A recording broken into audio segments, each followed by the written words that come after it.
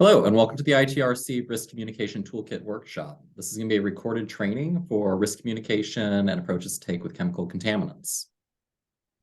For today's training, I'm going to be joined by three other trainers. So my name is Jonathan Patali. I'm with the New Hampshire Department of Environmental Health. I'm joined by Melissa Harkleroad from CDM Smith, Gladys Lear from Florida Department of Health, and Carrie Flew from New Jersey Conference of Mayors. Okay, to start today, I'm going to give an overview of ITRC and then provide some background on the ITRC Risk Communication Toolkit. ITRC is a 501(c) program of the Environmental Council of States and is based in Washington, D.C. ITRC provides information resources on technically sound, innovative solutions to environmental challenges. And a part of ITRC's mission is to foster the integration of new, beneficial technological developments with existing regulatory frameworks. This is a state-led coalition of regulators, industry experts, public and tribal stakeholders, academic groups, and federal partners working together to make the best available scientific information for sound decision-making. ITRC develops guidance documents and training courses using multi-sector teams of experts. All these teams are state-led, including a minimum of 5 state team members.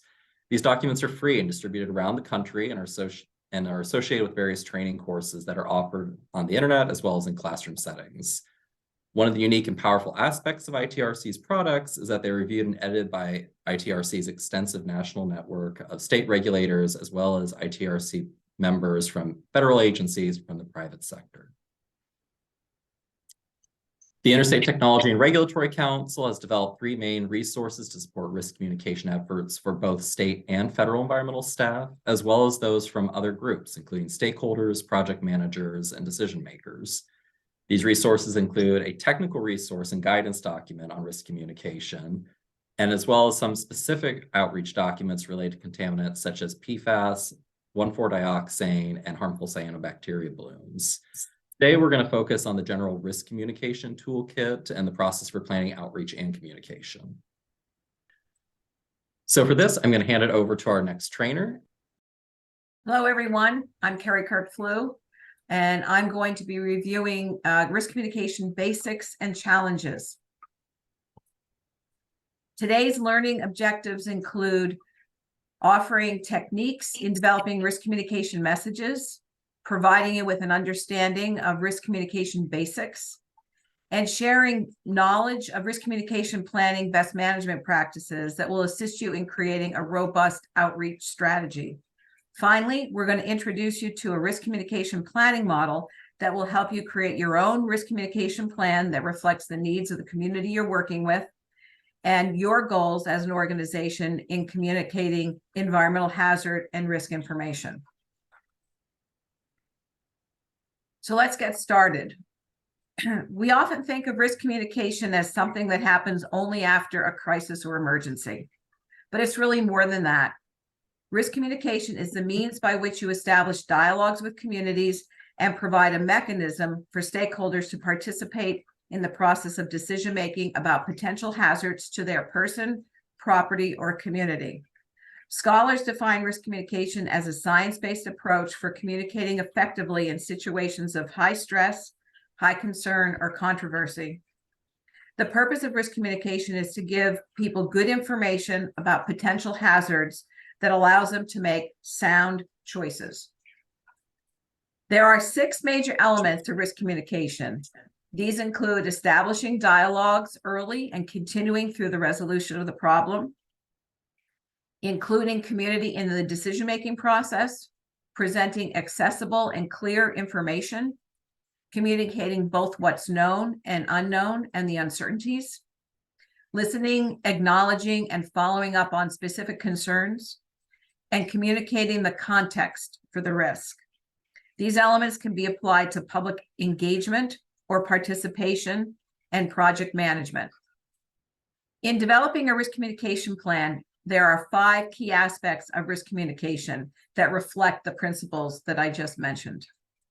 These include how communities see risk, building trust and credibility, when to release information, interaction with the community, and explaining risk and management strategies. We're going to go through each one. Our first key aspect, how communities see risk. Stakeholders will view a risk differently than you or your organization.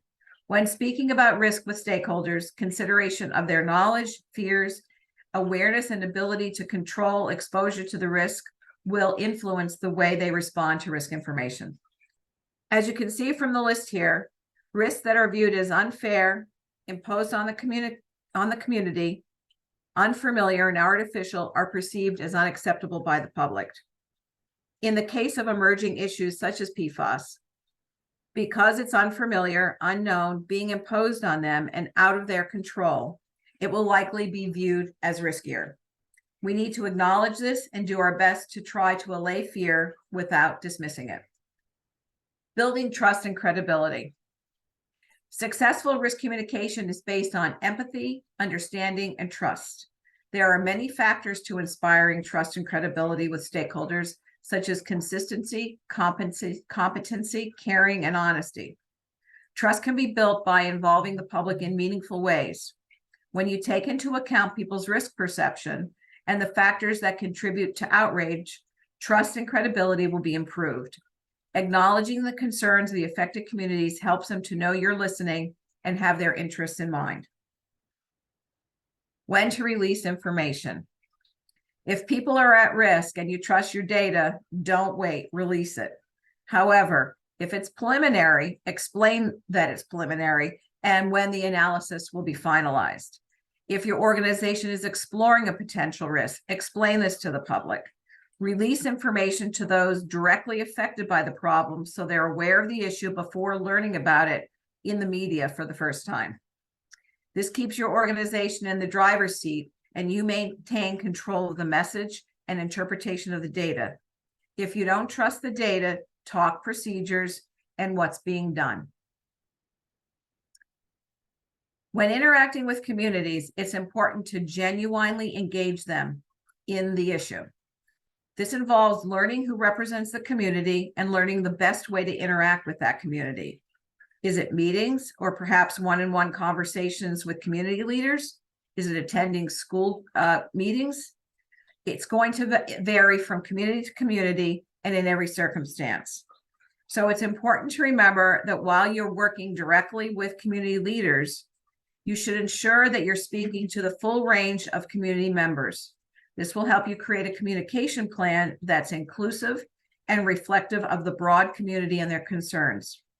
Additionally, most often when we interact with communities, we're focusing on delivering facts and figures. But we also need to take time to acknowledge and address feelings and fears as a legitimate part of the outreach effort. Explaining risk and management strategies. The best way of explaining risk is knowing what is likely to upset your public and then figuring out the best way to deliver that information. First, learn what stakeholders know and don't know. Is this a new site? Are you at a site where you've worked before? Are there a mix of people who know about the situation and some who are unfamiliar? Take into account people's concerns. Give them as much consideration as the numbers. Give background when explaining risk numbers. Acknowledge uncertainty and how your organization is addressing it. Realize that citizens determine what an acceptable risk is, not your organization or you. Keep in mind that different people see risk in different ways. Avoid risk comparisons, especially if the risk is unknown and being imposed on them. People want control and they want choices. They want to feel safe and they want a role in decision-making on issues that affect them. Don't confuse lack of acceptance with lack of understanding. People's notion of what is acceptable is closely associated with the outrage factors. So we reviewed the definition of risk communication. We've talked about the 6 principles and reviewed the key aspects. We're now going to walk you through the planning process. Okay. Hi, everyone. I am Mel Herkelrode from CDM Smith and going to go over the risk communication plan process and role that risk perception plays in risk communication. So how do we apply all these concepts and principles to an environmental risk or hazard issue? You do it with a risk communication planning process that incorporates community concern and agency or organization need to share critical information. The risk communication planning loop, as we call it, has 8 components or spokes on a wheel. At the center is review and evaluate. This suggests that communication is two-way, ongoing, and continuous, allowing for review of where you are in your outreach efforts and where you may need to go. The model is interactive, meaning as new information becomes available, the outreach is modified accordingly. This approach establishes dialogues between your organization and the affected publics early and includes citizens in the decision-making process. The risk communication model also advocates a team approach by suggesting a project team be created. It uses a communication coordinator and takes into account your organization's concerns and community issues. The planning process assists you in obtaining understanding of an issue, both for your organization's perspective and the community's perspective. This will help you develop a robust risk communication plan. This slide summarizes engagement and outreach tools and templates to perform risk communication. And currently, there are PFAS-specific stakeholder mapping, community outreach, and stakeholder engagement guides and examples. The hope is that this list will grow as other teams develop resources for other environmental issues. So be sure to check out the ITRC webpage to get the latest and greatest risk communication resources. The ITRC Risk Communication Toolkit, Environmental Issues and Concerns emphasize that risk communication is a planning process and relies on community concerns to drive that outreach and messaging. It is not contaminant specific. There is no perfect activity that will be successful, but rather it is a continuous process on learning how to communicate the actual and potential risks and the strategies implemented to mitigate those risks in the short and long term. One of the key goals of risk communication is for affected individuals and stakeholders to form scientifically valid perceptions of the likely hazards. Risk perception is shaped by people's beliefs, attitudes, judgments, and feelings, as well as the wider cultural and social dispositions they adopt toward hazards and their benefits. It is essential for decision makers to understand stakeholders' risk perceptions of the hazard. Risk perception for emerging risk or hazard issues can be challenging to address because the science is rapidly evolving, the exposure is perceived as involuntary, and health impacts are greatest for the most sensitive populations. Thus, risk management strategies can be a moving target because of these challenges. Understanding the community and other stakeholders' different perceptions of risk to the hazards being assessed will assist in effectively communicating the potential risks of that hazard and mitigation strategies. The type and degree of stakeholder risk perception is shaped by site-specific physical, psychological, and sociological factors that can be organized into 3 broad categories shown on the slide. So the first being place and locality, the second being trust and communication, and the third being agency and power. Using the examples shown in this slide, this is a good time to take a pause and to think, or in a group setting, share examples of how these factors played a role and how the community and our stakeholders perceived public health risk and mitigation information on a project. After you've done some thinking and sharing on these examples, the key takeaway is these risk perception factors contribute to the manner by which the public perceives a risk. Community engagement can help inform about site-specific risk perception factors to inform on selection of public outreach strategies and development of messaging. One scenario you may encounter is a stakeholder group having a heightened or amplified sense of risk, resulting in that group perceiving they are at a greater risk to the hazard than is scientifically determined. Risk perception can be heightened by uncertainties and variability among regulatory policies and standards due to developing sampling methodologies and analytical procedures, new scientific information on health effects, risk assessment evaluations and treatment technologies, and overall confidence, trust in the proponent or lead organization that is communicating risk. A primary challenge to risk communication in this scenario is select stakeholder groups and/or select individuals within the community being opposed to the proposed risk management strategies.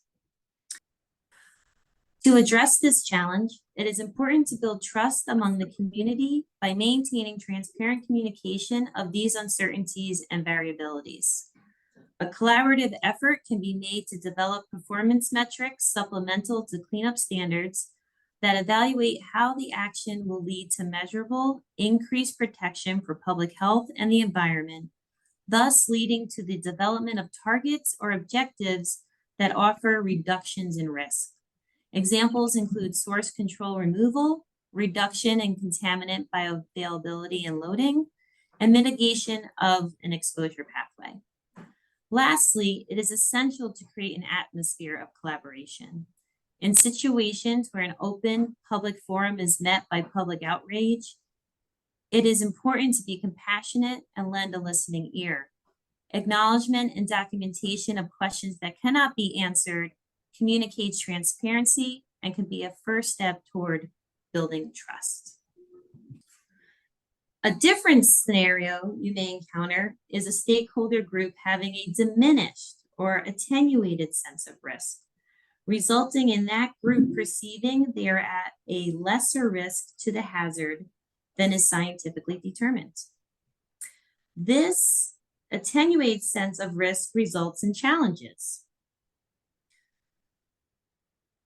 particularly in stakeholder participation in the risk mitigation strategy and also monitoring measures such as blood testing, installation of a POET water treatment system, use of an alternate water source, and/or abatement and mitigation activities.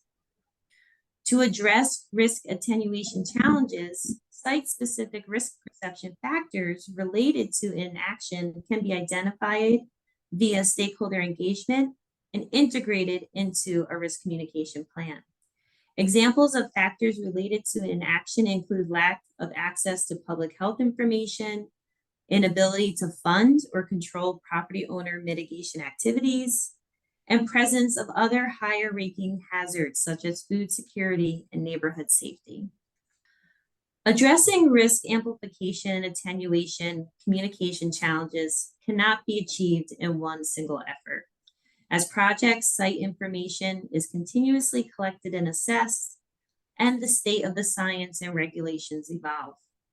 Adaptive management can be used as a complementary tool alongside risk communication planning to facilitate continuous consideration of site information, state of the science, and community understanding of risk. This approach is particularly useful at complex sites where remediation is difficult, the remediation potential is uncertain, and the remediation may require a long time.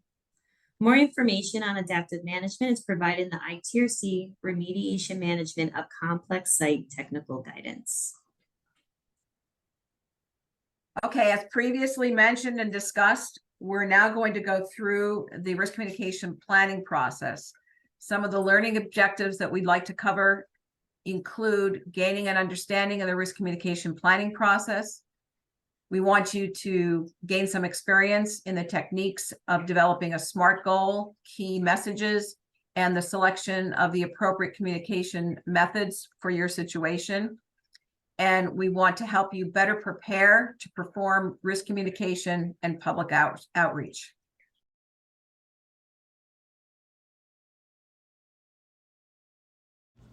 Hello, my name is Evan Madden with ITRC, At this point in the training, we're going to take a quick second to think about how our breakout sessions are structured.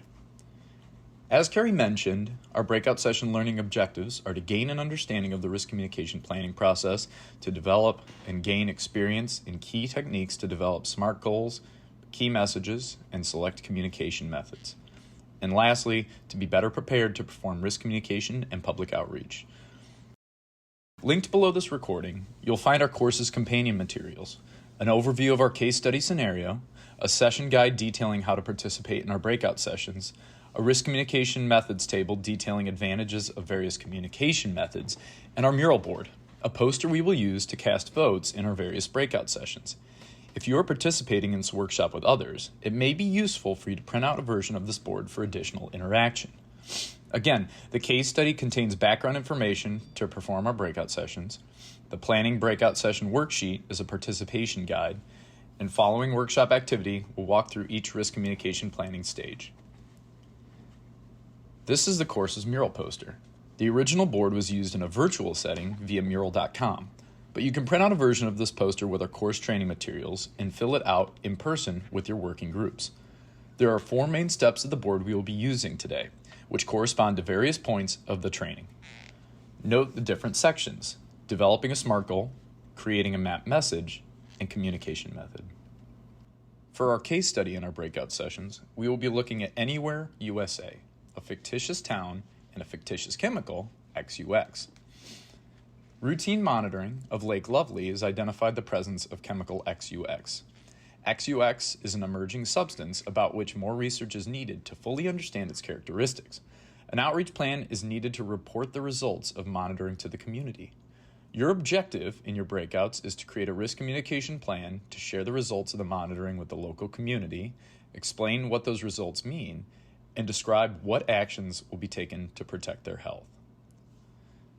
The case study is designed to focus efforts on implementing process and principles of risk communication as discussed in this training. You will utilize methods discussed through the training, employing those practices, strategies to this case study. But for now, we'll send things back to Carrie Flew to finish the rest of her presentation. The first step of the risk communication planning process is identify the issue. Issue identification and profiling helps you to clearly understand what the situation is in order to develop a responsive and effective risk communication plan.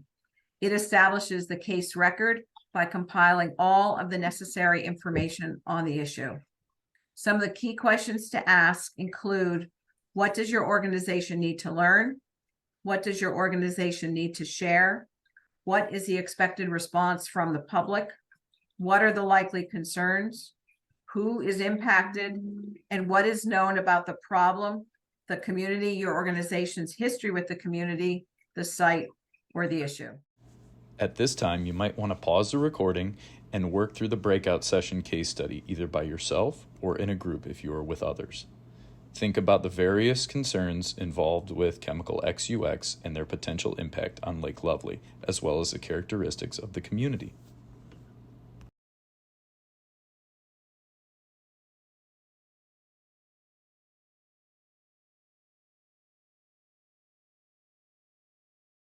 The next step is setting your goals. A goal is the big picture or ultimate impact that is desired for a project, issue, or situation. As you develop your project goal, keep in mind your organization's procedures, policies, and processes. Maintain ongoing dialogue with citizens and coordinate between the various parties involved. Make sure you're giving information that's needed and wanted and in a form that can be used by your stakeholders. Make sure your goal covers the who, what, when, where, why, and how of the issue. And make sure your goal is SMART, meaning specific, measurable, attainable, relevant, and timely. To do this, state or define the task. State how you will achieve it, determine how you will measure it, and determine when it will be accomplished. Try not to make it too complicated, and if necessary, break down the goals into specific objectives with measurable results. Think short-term, mid-term, long-term intervals. So here's a couple of examples of a SMART goal. The first here is an issue that's involved in educating the public about alternatives to drinking tap water. The goal states, by X date, the community is informed via the municipal website, flyers, and canvassing that bottled water is available as an alternate water source and used by 80% of the affected population. As you can see, if you break down the goal, it has all of the elements of a SMART goal. It is specific, there is a measurable component to it, and it is timely. In the second example, we have a goal that outlines a monitoring strategy. After X months, the extent of the impacted water supply is known via well testing. Possible remediation options are identified and communicated to the community via a public meeting, municipal website, and newsletter. Again, the elements of the SMART goal are identified in this example. At this time, we're going to go ahead and shift out into our breakout sessions. Go ahead and pause the video and review the materials accordingly.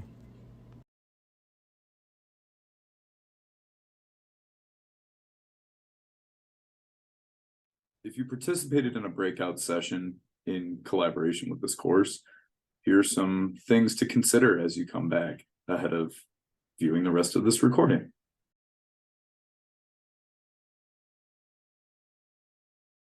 Welcome back. This is Jonathan Batali from the New Hampshire Department of Environmental Services, and I'm going to be picking up with the next couple of steps in developing a risk communication plan. So we previously covered identifying the issue of concern and setting some goals or objectives for this plan. Now that we've identified those, we're going to go on to step 3. So a really important step of developing your risk communication plan is to identify communities that you want to engage with. These key communities are those stakeholders whom you need to establish a dialogue with and those who you wish to talk with amongst your organization. They include those who must be made aware of the issue or problem and those that will be affected by the solution. We also want to be mindful of potential constraints that might come up with communicating with these groups, such as those living in remote or rural locations, maybe areas where there's limited access to internet, but also depending on what forum or approach you're going to take with communication, there may be limited ability of certain individuals to engage with those activities. So some points to consider is to always ask, who else, who else, who else? You want to try to identify your audience. You may be asking questions like, who is likely affected directly by these decisions? This might be a regulated entity, a local community, or a certain residential area. You want to think about who's been previously involved with the issue, what are some important dates or opinions that have been shared by the community. Maybe if there's certain organizations or community leaders that have different opinions, you want to try to figure out how to bring those people in. But importantly, always ask again, who else, who else, who else? If you're doing this as a group or if you're following along, this is a really great time to pause the video and think of some examples of who else, who else, who else you might be thinking about in your communities for your outreach. Once stakeholders are identified, we need to learn something from them and about them. For example, how do they perceive the issue? What is important to them? How are people communicating these issues and sharing information locally? And what information needs to be shared by your organization, and what information does the community want, and what information do they need? So when we think about that, the overall objective of the stakeholder assessment is to gain a deeper insight into the stakeholder concerns and values that facilitate the development of a dialogue. Knowing the audience with whom you're speaking helps craft targeted message delivered through local channels that can be used by your community and by stakeholders. So you can do a desktop analysis of demographic information, such as reviewing the US Census American Community Survey to get a sense of what the demographics are or what features of the population might be present in a community that you're going to interact with. However, it's always best practice to try to confirm any of this information with reaching out to local officials, seeing if there's more local data to the ground, or even just reaching out to community groups or community members who might be familiar with this area. Understanding the community demographics helps to identify project-specific outreach considerations, such as the ability to access web-based materials in appropriate languages, or have an appreciation of underlying social and environmental justice issues, or possibly financial limitations of homeowners to fund their own risk mitigation activities, such as water treatment or lead abatement. A desktop analysis can also be performed of social and news media, most of which is web-based. Review of news articles and community-based social media pages can help inform on community concerns and needs pertaining to the issue. The table here provides a breakout session case study for community risk perception factors identified during such a desktop analysis. So one of the things too to bear in mind is that as social media factors change and platforms change, depending on your demographic, there may be differences in the platforms that people reach out to, and that's an important thing to consider. Once you know with whom you'll be communicating, you need to develop your message or messages. A message is information that you want or need to share with audiences about the issue, a question that you need them to answer, or both. It is linked to your goal and addresses all key points about the issue and concerns of the public that you learned in the audience assessment step. A really important consideration here, though, is when people are under stress, they're going to have a hard time retaining information and sometimes receiving the information you're trying to give them. When communicating with people about environmental risk or hazards, this is very important because with emerging contaminants and sometimes water quality issues, the high level of uncertainty pertaining to public health risk will evoke many outrage factors and strong feelings. This is because, again, these can be unfamiliar, they can feel imposed, and emerging issues can tend to be perceived as more risky. This stress can really impact the ability of people to retain information. So when people are under stress, they may lose as much as 80% of the information that you try to give them. They may be distrustful of the source, and they may only focus on negative components of the information. A helpful tool for developing messages is using message mapping. This is basically a technique for developing organized responses to anticipated questions that you receive from the public. So this mapping starts with identifying the question that you anticipate receiving, identifying 3 key facts that you want to respond with. And what's important about this is keeping it short and concise, because when people are under stress, they will have a hard time retaining a lot of information. So keeping the messages shorter and more focused makes it easier for people to receive that information. At this point, we're going to shift into another breakout session, this time to focus on the opening statement of a mapped message. What you're looking at right now is an example of a mapped message developed by our team. Message number 1, limited to 15 words. Number 2 to 6 words, and number 3 to 6 words. Again, the key is to be concise and get across exactly your directed points in a brief but clear manner. Look at the example and think about how you're going to develop your own map message. On the next slide here are the directions for your next breakout session. You're going to be developing the opening statement of a map message. Your purpose is to develop a map message opening statement in response to a public question. In this case, the question is, how will the results of the monitoring affect fishing and water use for agriculture? Think about your group's SMART goal. Remember, you want to be building off of that. Pause, complete the activity, and discuss, and then play again.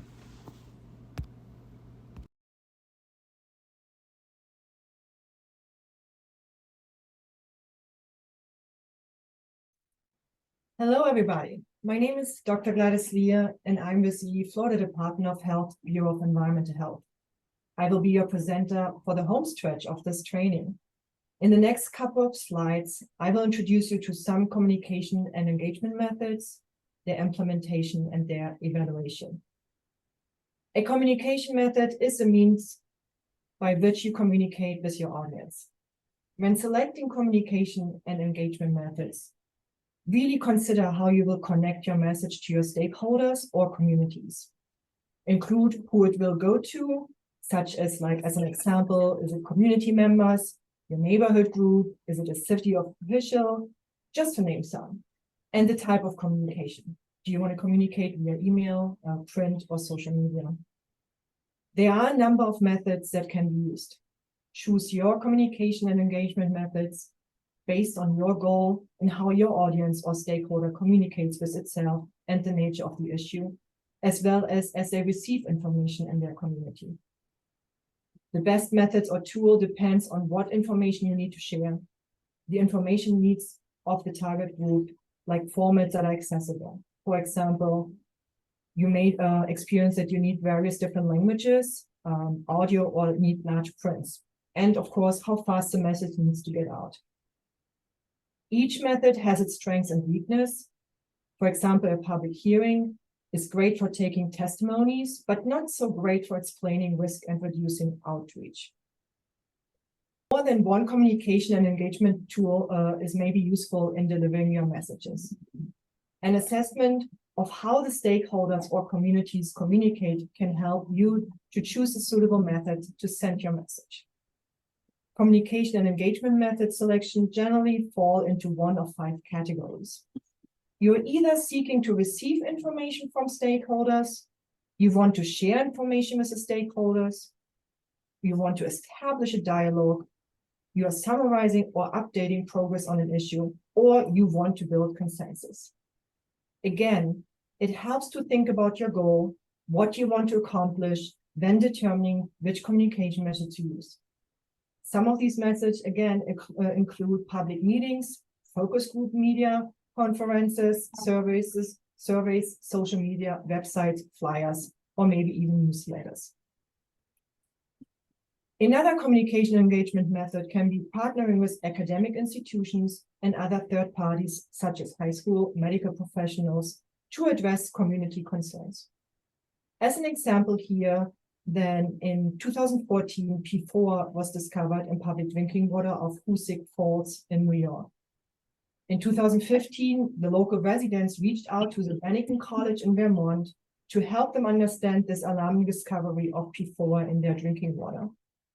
Based on this, the Bennington College in Vermont now offers a new course, Understanding PFOA, and it's open to students as well as teachers, nurses, local journalists, and community members of Hoosick Falls and Bennington to understand PFOA.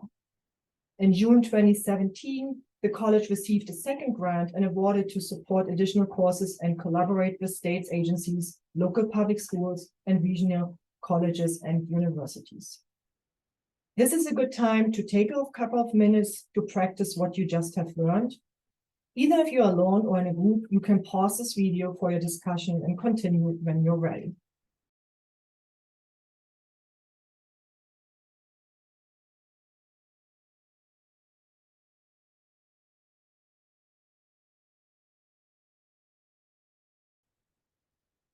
You may have discussed in your group, like your selected communication methods, maybe even pause the video again and discuss, were there any challenges to select the methods? And do you have any lessons learned you could share or takeaways? Once you have a clear goal and understand your stakeholder concerns and know your message and have selected your method, it is time to lay out the strategies in order to implement the plan. The best way to do this is with a timeline that outlines the tasks and the roles and responsibilities of each member of the communication team. It includes your budget and schedule, who your speakers will be, who the contact in your organization will be for the community, and it identifies potential resources and constraints you may encounter and how those will be addressed. Finally, it includes how your strategy will be evaluated. Evaluation is a systematic collection of information about activities, characteristics, and outcomes of projects to make judgments about the project, to improve effectiveness or inform decisions about future programming. This is the opportunity to review the strategy that was put in place and determine if further action and communication is required. You can ask following questions such as what went well or what didn't go well, what can be improved, what should we do in the future, did plan impact the goals or results, and what follow-up is maybe needed. Just remember, communication efforts are almost never done, and many risk communication efforts require an ongoing presence or outreach in the community. There may be periods of time when there's not a need for active communication efforts, and it depends on the community concern and ongoing site activities. A debrief meeting at the end is always an opportunity for you to review the results of the evaluation and will identify what follow-ups are needed, if any. This concludes the ITRC Risk Communication Toolkit training. If you have any questions, feel free to email us at itrc@itrcweb.org, and we will follow up with our trainers to get your questions answered. On behalf of ITRC, thank you so much for joining us. As you can see, there are many details that should be considered when studying, planning, and implementing risk communication and public outreach. Careful deliberation along with a review of the most up-to-date knowledge base should be incorporated in all emerging issue project work. Please follow us on social media and visit itrc@itrcweb.org to access the full ITRC Risk Communication Toolkit and PFAS web pages for additional videos, fact sheets, and guidance documents for PFAS and other key environmental issues. The Interstate Technology and Regulatory Council is a nonprofit research program of the Environmental Council of the States. ITRC is a state-led organization composed of over 1,000 members from state agencies, federal government, tribal and international organizations, the private sector, academia, and community stakeholders. Members participate in technical teams which produce guidance, tools, resources, and training materials. If you'd like to be a part of ITRC, please visit the ITRC website at itrcweb.org. You can register for teams and learn more about how you can be an active member. ITRC's usage policy is available on the ITRC website. If you do plan to use ITRC materials, we ask you to review that policy in detail and be sure to credit ITRC. ITRC does not warranty the material nor endorse any specific products.